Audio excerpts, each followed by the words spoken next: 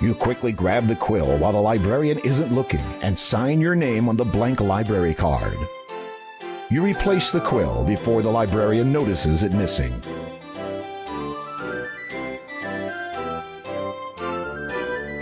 Will you accept this? Yes, you are younger than I expected. I eat well and get a lot of exercise. I see. So, what do I do now? Borrow. You mean I can take books from this library? No. Oh, Yes? could you recommend a good book?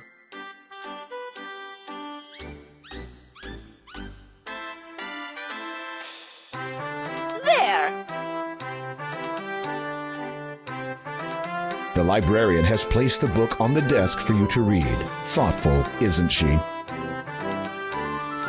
This book is entitled Legends. Browsing through it, you notice an interesting excerpt. Daventry's first king, known to many as Lyginamor, is as much an enigma there we go, of history as he is woven into the fabric of legend itself. Though his passing occurred nearly 1,000 years ago, it remains somewhat unclear as to the manner of his death and what became of the power he wielded. Historians do know that Lyginamor was a powerful magician, or a wizard, as he might be called nowadays. He is largely credited with bringing, along with his kind, magic and civility to Daventry and the surrounding world. According to legend, during what was arguably the bloodiest war Daventry has ever seen, Lyginamor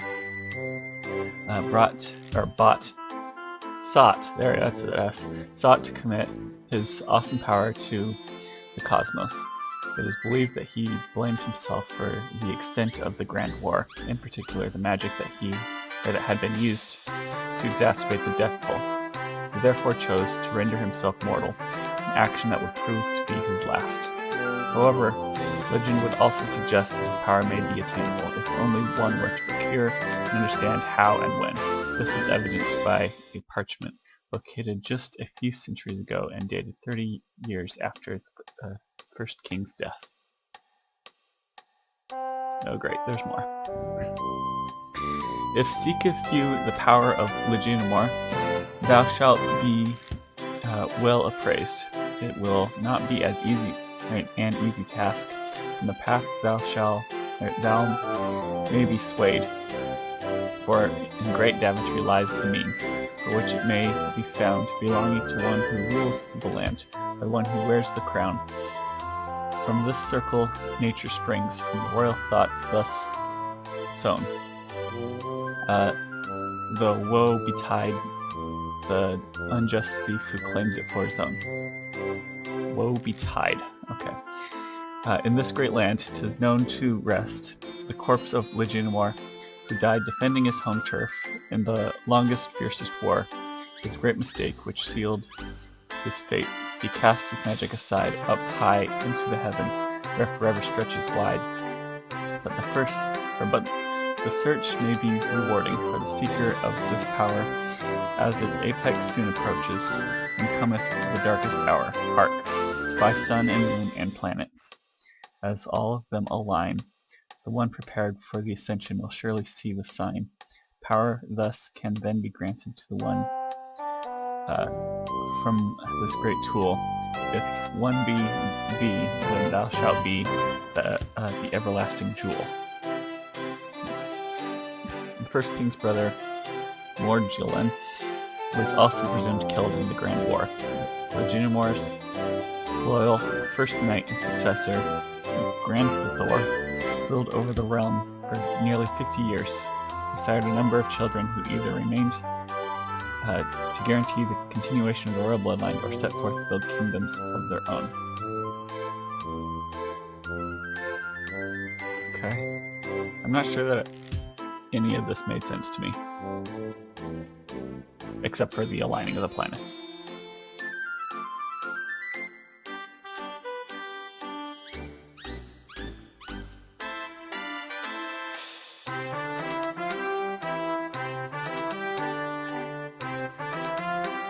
You would not know where to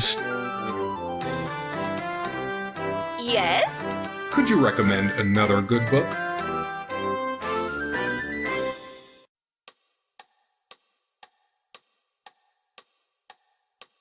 There! This book is entitled Power, Politics, and Pulpits. Browsing through it, you notice an interesting excerpt. Oh gosh. In many lands, the church and state have long shared a mutual distrust of one another. While the state is responsible for the wealth and security of the realm, the church's concern is for the moral standing of the population. It is said that when one intrudes upon the domain of the other, discord is inevitable. In no other place has this been more unpleasant than in Kalima. The feud between the two institutions there dates back many decades. Just decades? Excuse me. In the days of the late Count Craestrum, the Lord of Kalima spoke openly of the need for change, chiefly regarding the education of the common people. The Church of the Faith maintained that the simple people were of the land. They knew their rightful place, and thus their path was secure. Years later, the young and idealistic Count Haldor, Craestrum's heir, declared that the Church of the Faith, had purposely been holding the people back, retaining their ignorance of literature and the wider world for their own selfish benefit. Naturally, the Church resented this insinuation and in turn declared Kaldor a heathen. At that time, the mood of the population had tensed. Stability in the realm had weakened as dissension between the church and state rose. It may have continued to do so had the situation not been annulled by tragedy. The Count befell a terrible injury while in the forest one night, which was later proved fatal. While it expressed its condolences to the family of the fallen lord, the Church of the Faith asserted that only through its own vision for Kalima, not the rulers, could people find their true path. It is a curious point to note that no new leader has been chosen to replace Kaldor, though it has been many years since his passing. When questioned about this, the townsfolk are likely to either ignore the inquiry altogether or cast a furtive glance in the direction of the now inaccessible castle. You have nothing else to say at the moment.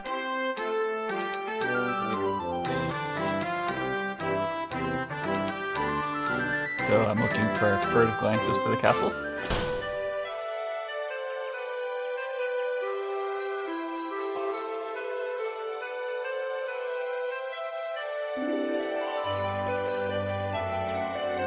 The people of Kalima lead business.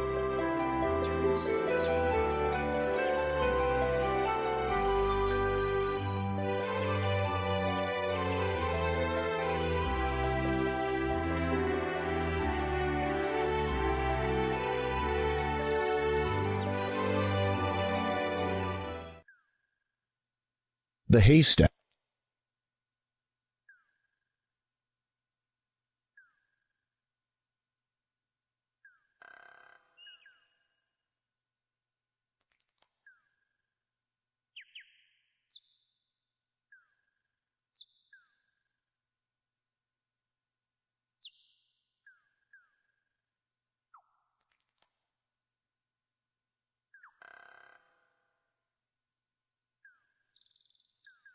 The door.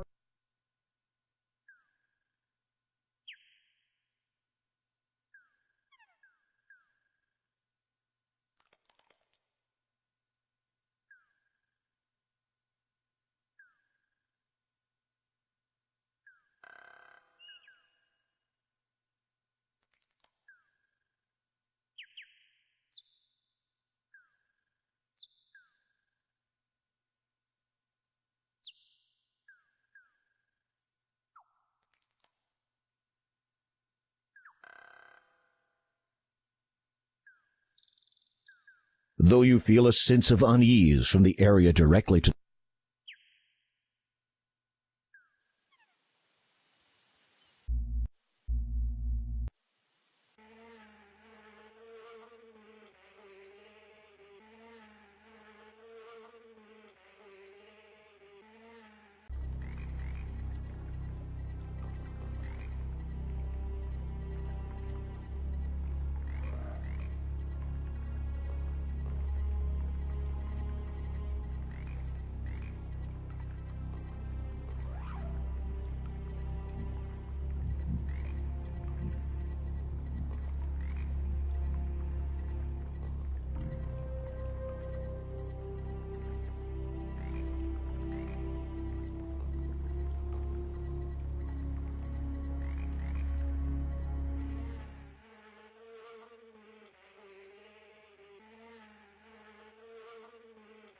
Wait until you...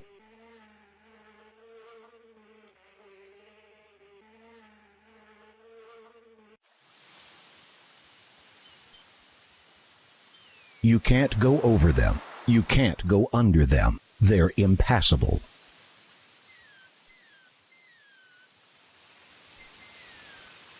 There are nothing but green coconuts in the palm trees, and the trees are too slippery to climb.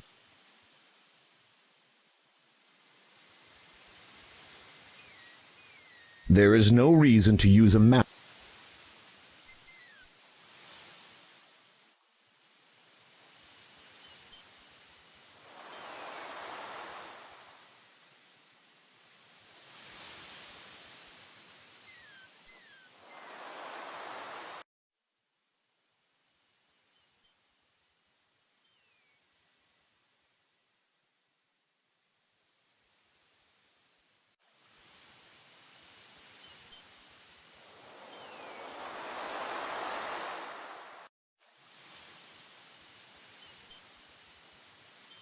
There is no...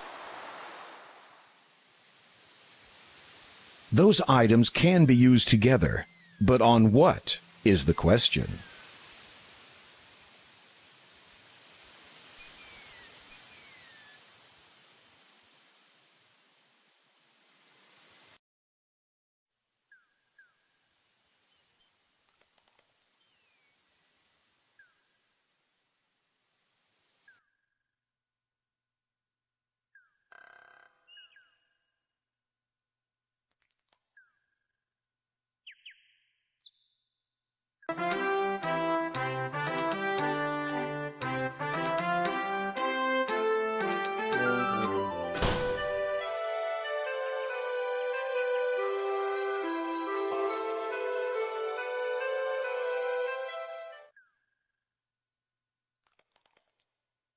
There's no...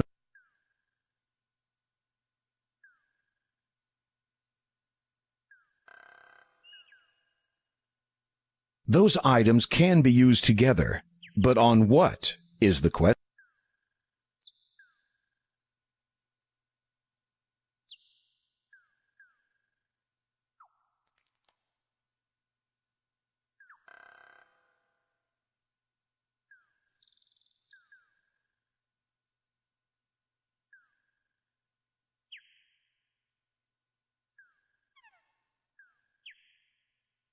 There is no... A stab in the dark. It is... Those... It is heavy. It's as sharp as a stake on one end.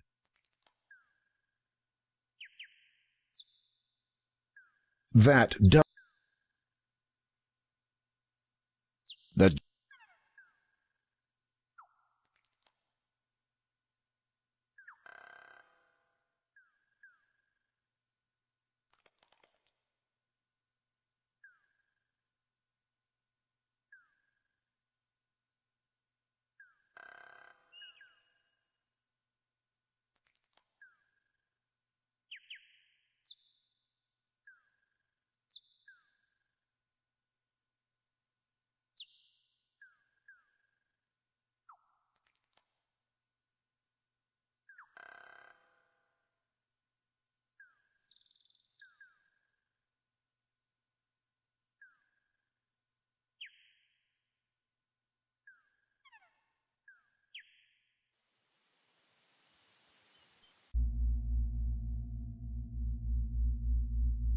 Those items can...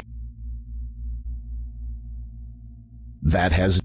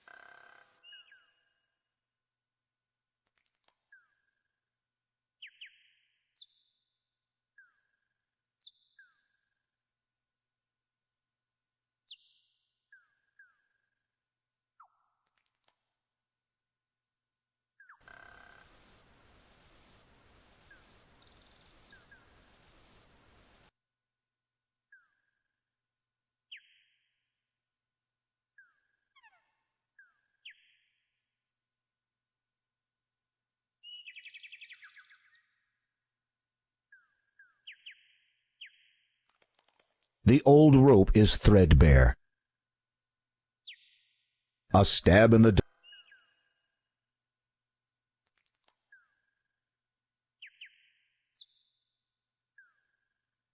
Seeing as how you may wish to cross that bridge, it would be fun to feels the air feels.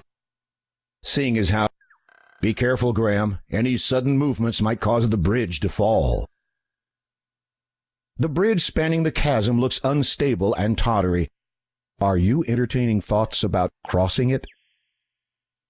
Numerous trees.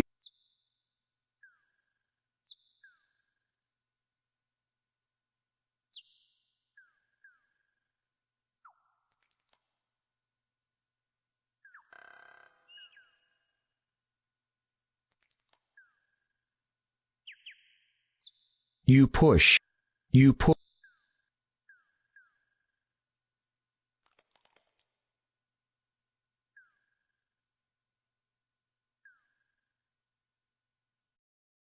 A stab in the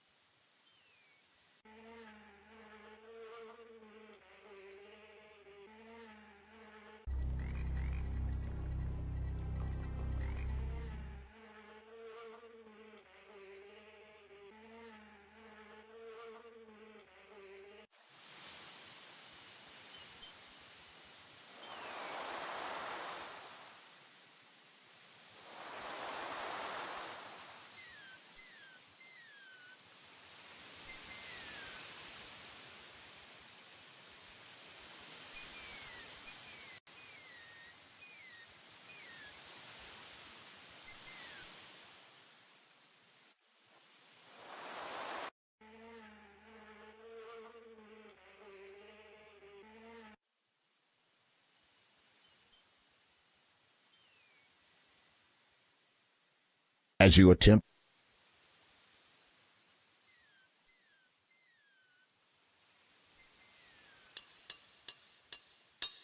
You gently tap the birth gem with the mallet, hoping not to break it. It budges only slightly. You give it a harder hit. It moves a bit more.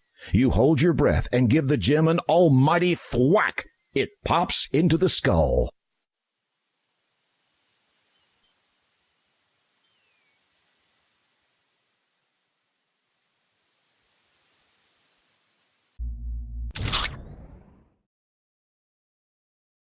You saw black glow. You did not.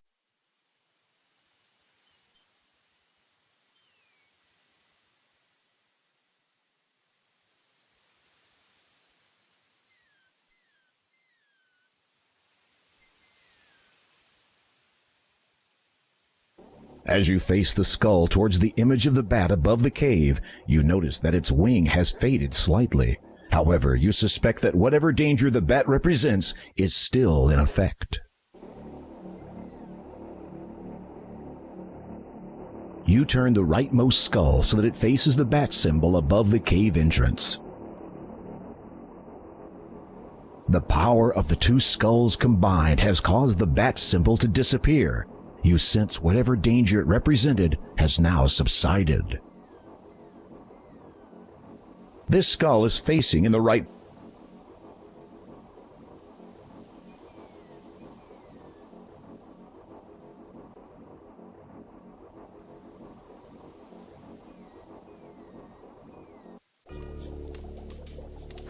As you enter, you are almost overwhelmed by the foul stench which molests your nostrils. It is obviously coming from whatever Hagatha is cooking in that large cauldron of hers. There are some things of interest on the other side of the cave, but you have no means of crossing over there safely at this time. A caged nightingale sits on the floor near the northern cave wall. The light from outside barely penetrates the interior of this cave. So long as you keep your distance, Hagatha shouldn't notice you. It is a crystal ball, fairly. The iron cauldron is bubbling with a nasty-smelling brew. A hot fire burns underneath.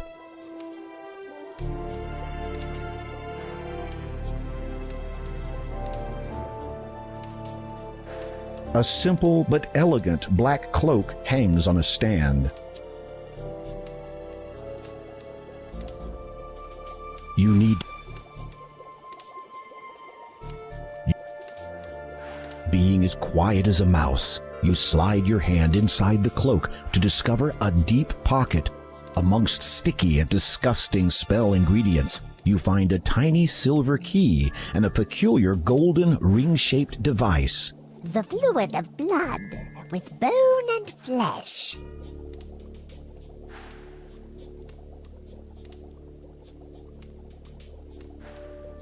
You need to... 'Twill make my complexion young and fresh. You slide the silver key into the lock. It fits. You turn it silently, and the chain falls to the ground.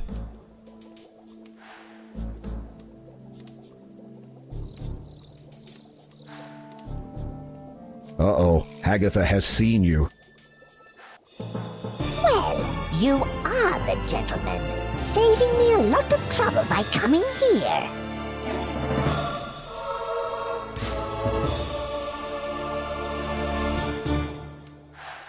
Ask the bird to be quiet next time.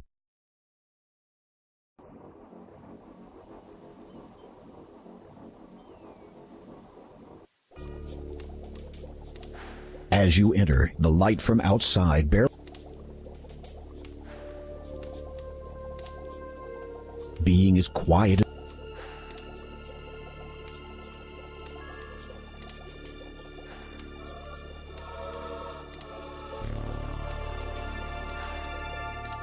You slide... You silently drop the cloth over the cage.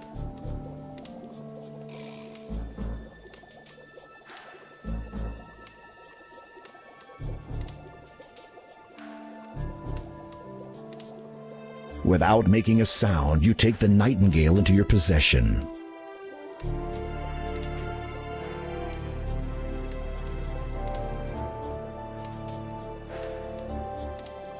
Uh-oh, You wandered into the witch's lair. Without...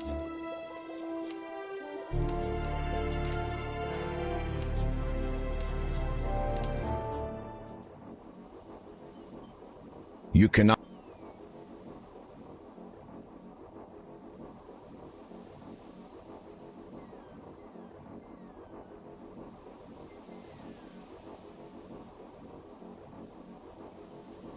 You strike the skull with all your strength, and it shatters easily. The birth gem clatters to the ground, along with a multitude of bone fragments. You reacquire...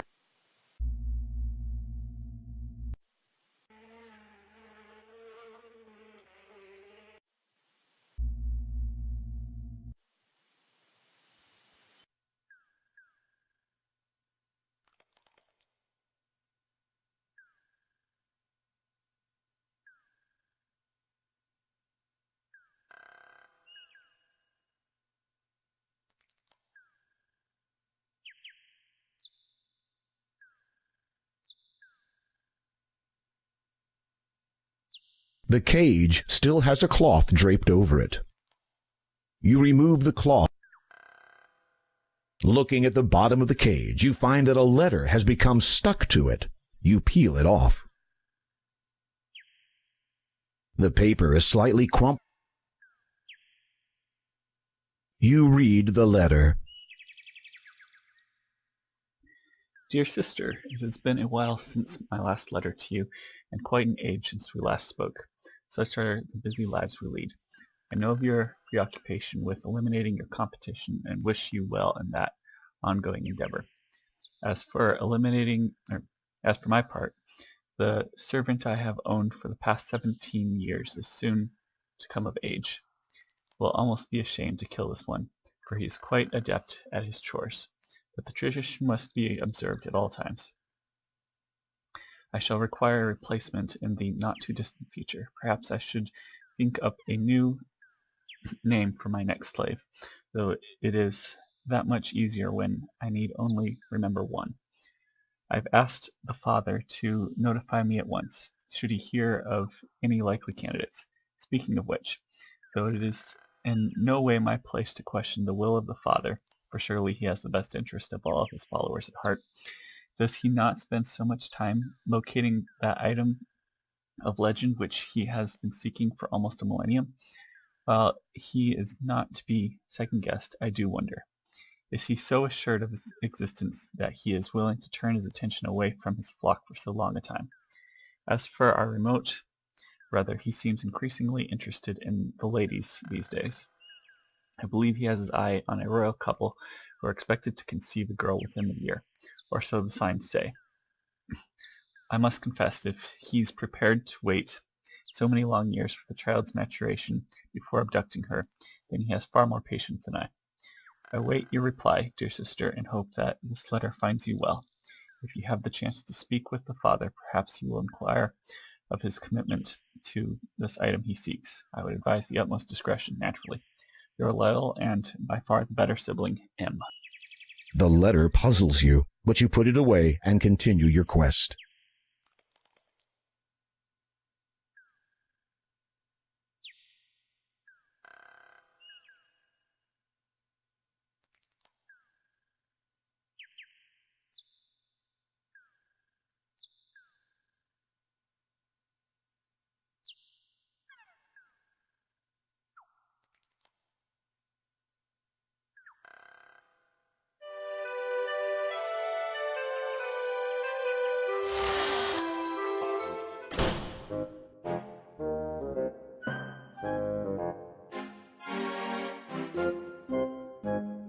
You offer the nightingale to Angelina. The sheer elation on her face almost makes the whole risk worth the while. She snatches it from you and proceeds to fuss over the bird. You wait for a moment, but it seems she no longer notices you. If you don't mind, about the lamp you promised me in trade for the nightingale? The shopkeeper looks up at you vaguely. She gradually remembers that there is another being in her world. Yes? Oh, yes, take it. You'll have no beginning of use with it. Don't you mean no end of use? Of course. Whatever you say, dear. You hear Angelina muttering cheerfully to herself as she exits. Finally, I have the final ingredient for that marvelous youth potion. I'm going to beat you to the punch, my dear Agatha. Serves you right for hoarding this sweet, juicy thing to yourself. You feel a nauseous tinge in your stomach. Well, at least the lamp is now yours. You take the old lamp. You rub the lamp and wait expectantly, but nothing happens. You're about to give it another try when a small puff of smoke appears at the end of the spout. It clears, revealing a note. As you remove it, the lamp disappears. You read the scroll. To the unlucky fool who bought this lamp. As you may have gathered, this lamp no longer contains a fabulous genie, as my former master, praise him and his greatness, has released me with his final wish. However, as a consolation, please be advised of the following. The shopkeeper is not to be trusted. She dabbles in the black arts and keeps rather distasteful company. May these words reveal what lies beneath, and may your findings lead you to a higher position in life. So hard like a stone, and white like the snow, stands silent the man who guards what's below. May you forever know the beauty of freedom. Signed, Nibor Simawil. G. So hard like a stone, and white like the snow, stands silent the man who guards what's below.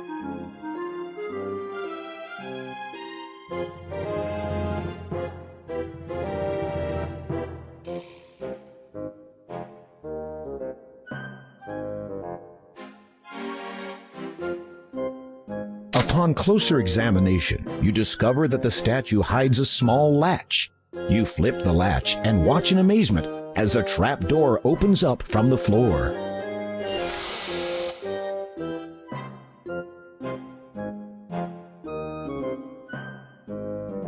You close the trap door behind you.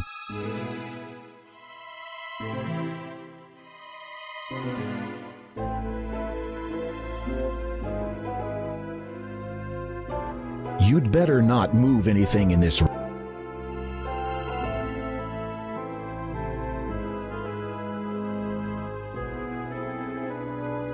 As you pick up the carpet, you notice a small label which reads, "Property of Al Den." There might be a faded letter or two in there, but you cannot be sure. Above you, from the back room, you discern Angelina's voice. I did it! I did it! The youth potion is finally finished. All I need to do now is drink it. I hope she turns into a baby. Angelina, show yourself, you scurvy wench. Agatha? My dear! What an unexpected surprise! Don't you play the fool with me. I know you stole it. Stole? Really, I do not know. Silence. For your lies and deceit, there can be only one consequence. No, please. I can explain. I said silence. Oh, and one more thing. Your invitation to join us is revoked. What is this? Ah, the youth potion at last. Oh no! Drat! Now what was that spell for removing floorboards? Curses! I shall have to go back and look it up.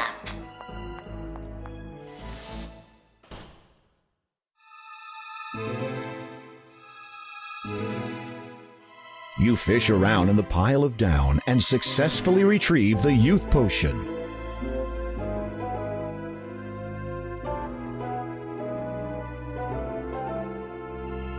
Curious as to whether the youth potion lives up to its name, you drink every last drop of the blue liquid. Planning to start your life over? Unfortunately, your fair maiden won't be around by the time you become interested in women again.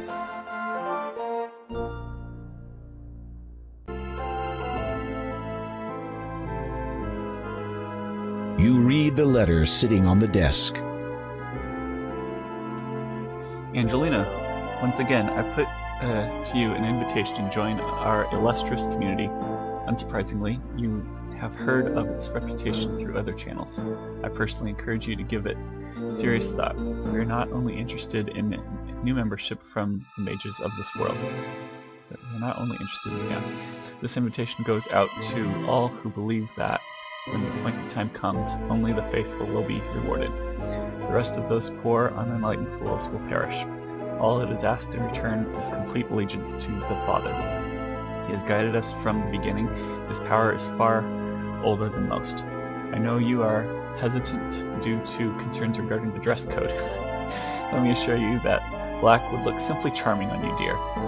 My gratitude goes out to you for your flattering assertion that I would make a fine ruler of Kalima. What a shame that the former ruler has lost all interest in his homeland. I cannot blame him, however. The change struck him quite hard. To answer your earlier question, yes, I have acquired a nightingale. They are most uncommon in this region. And yes, I'm quite sure that it is the final ingredient required to complete my youth potion. As much as I would like to share it with you, I'm afraid that a single nightingale will provide only enough solution for one person. In any event, I shall, of course, pay you a visit the moment the youth potion takes effect. H.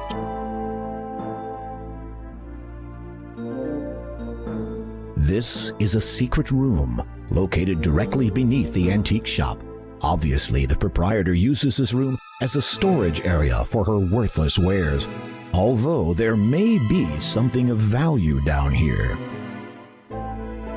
You much prefer the lightness of your own sword. Besides, this one is... You'd better not move anything You have neither the time nor the patience to go about untangling all of this jewelry.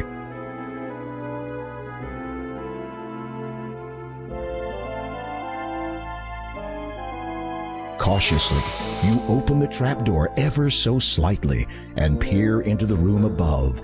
Hagatha is nowhere to be seen. You make your exit from the basement. You close the trapdoor again before you leave.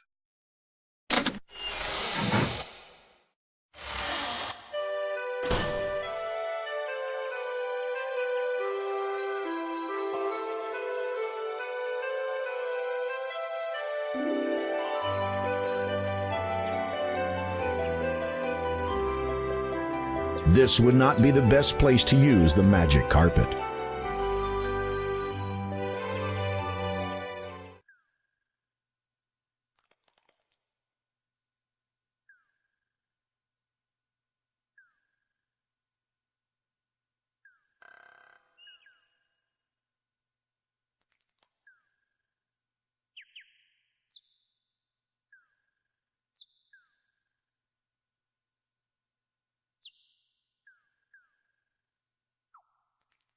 You unroll the magic carpet, lay it on the ground, and sit on it. The carpet begins to rise skyward. As you ascend higher, you realize that the carpet is beyond your control. It glides through the air on a seemingly predetermined course.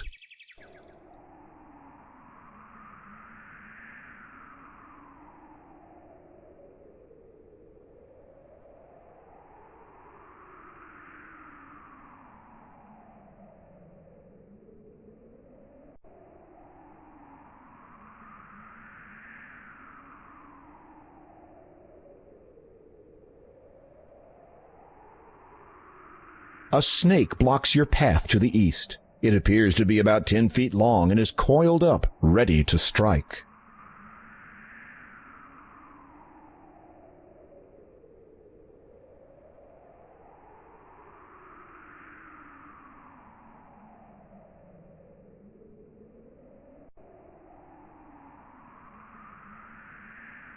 I would not have gotten that without a walkthrough. Don't be silly. The snake could snap out of its trance any moment. The snake snaps out of its sleep-like trance. It lashes out, striking with precision. Its lethal venom kills you instantly.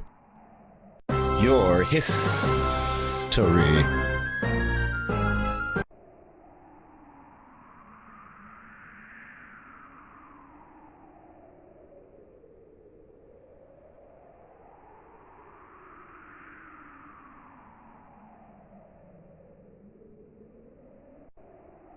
These rocks are actually part of the mountain, jutting out of the ground. There's no way you could move them.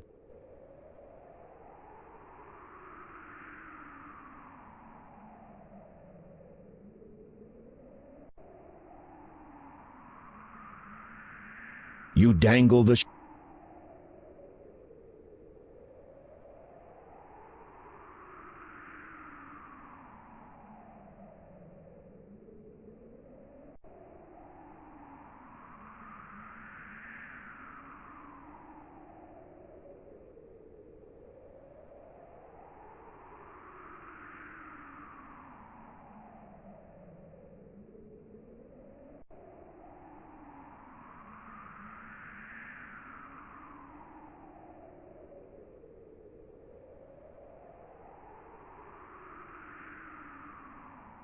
You reach into the cavity and feel around. What is this? You've discovered a button hidden inside the rock.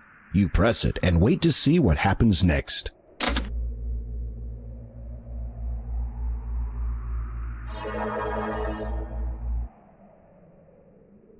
In an instant, a man stands beside you. He appears to be somewhat of an adventurer, much like yourself. Greetings. I am King Graham of Daventry. The newcomer nods in greeting. Without a word, he respectfully appraises you. You notice about him the manner of one who has only recently learnt the meaning of heroism. From where do you hail, good sir? The man opens his mouth to answer, but then pauses to consider that question.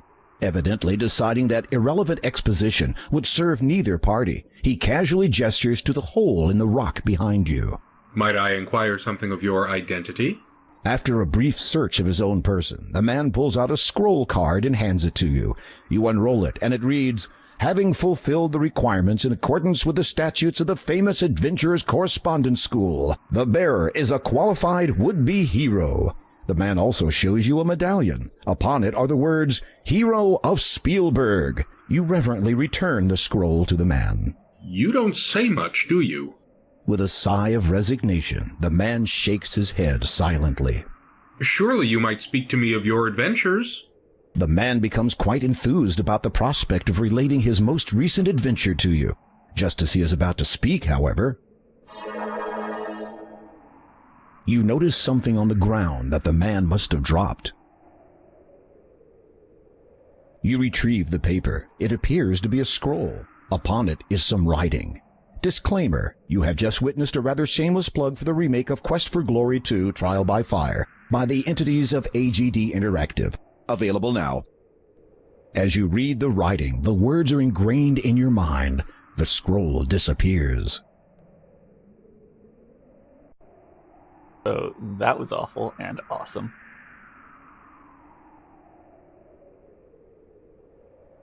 You have just discovered the gravity of your situation.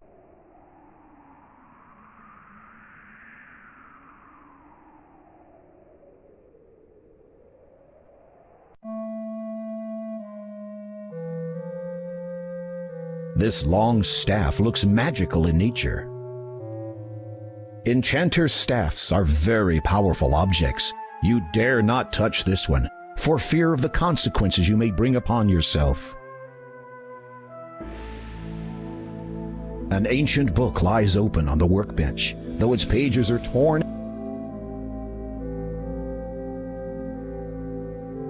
You flip through the book entitled Ye Old Book of Enchantments, Causes, and Cures. The first half contains a list of enchantments. These do not interest you, as you have no desire to inflict inconvenience upon others. However, the Cures section does capture your curiosity. While browsing, you spy a promising paragraph. Ye Old Book of Enchantments, Causes, and Cures. Without any commas. I'm disappointed. While casting enchantments upon others may provide you with many daily hours of fun, do not ignore the danger that a miscast spell may have upon your own person. For this reason, you should prepare a simple item with which you can protect yourself against the effects of an enchantment, as well as providing a means for reversing said spell should it be deemed necessary. Only the power of the emerald can properly dispel an enchantment, and thus the steps to create one are as follows. Firstly, heat a blue mineral and a yellow vegetable. A plant can be an alternative together until they coagulate into a greenish liquid. Stir the mixture with a white feather. Drop into this perfectly clear crystal and recite, Heed now these words: crystal perfect, green is thy hue, restore correct, guard well my form, preserve, protect.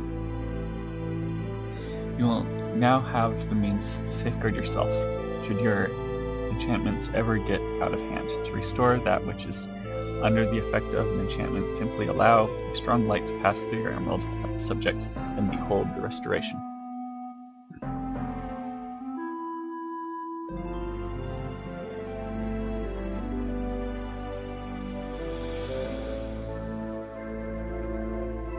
You are... Hey, control yourself. You might have children someday, and they won't benefit from a father with embarrassing habits. Oh my gosh. You flip through the first...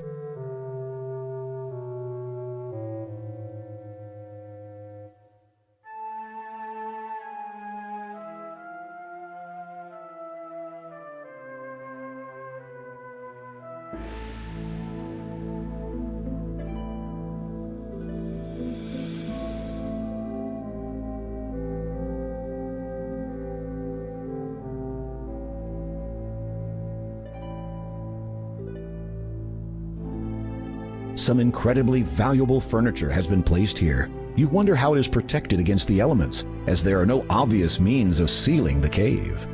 The cave is adorned with the most beautiful coverings you've ever seen. The material sparkles in the light from outside the cave. There's almost something unreal about this brilliant decor.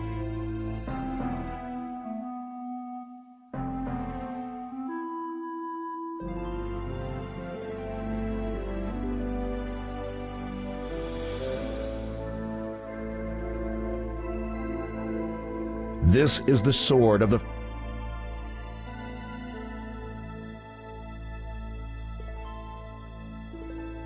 You consider following the ancient war tradition of falling on your sword to ensure that your death is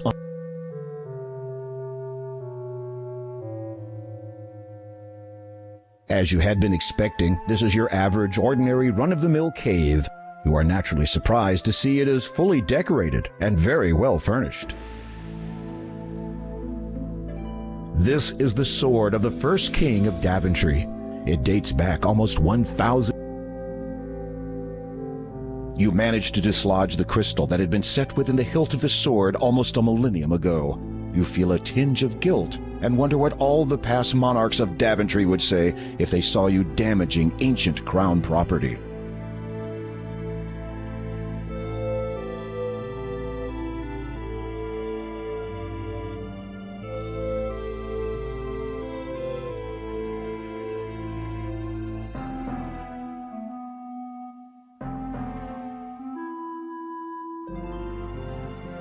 As you had been expecting, this is your average, ordinary... As you had been expecting, some incredibly...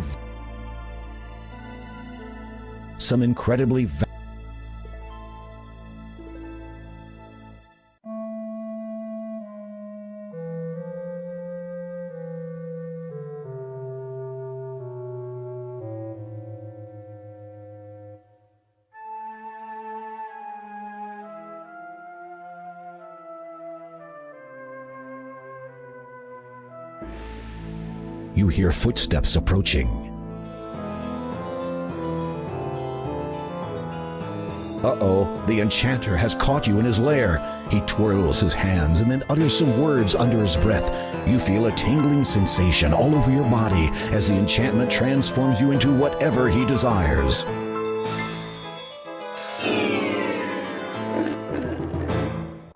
What an enchanting encounter.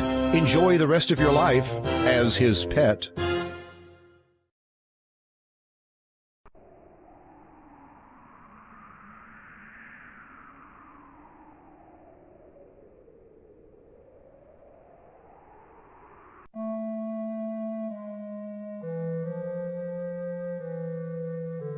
You flip through the book into the...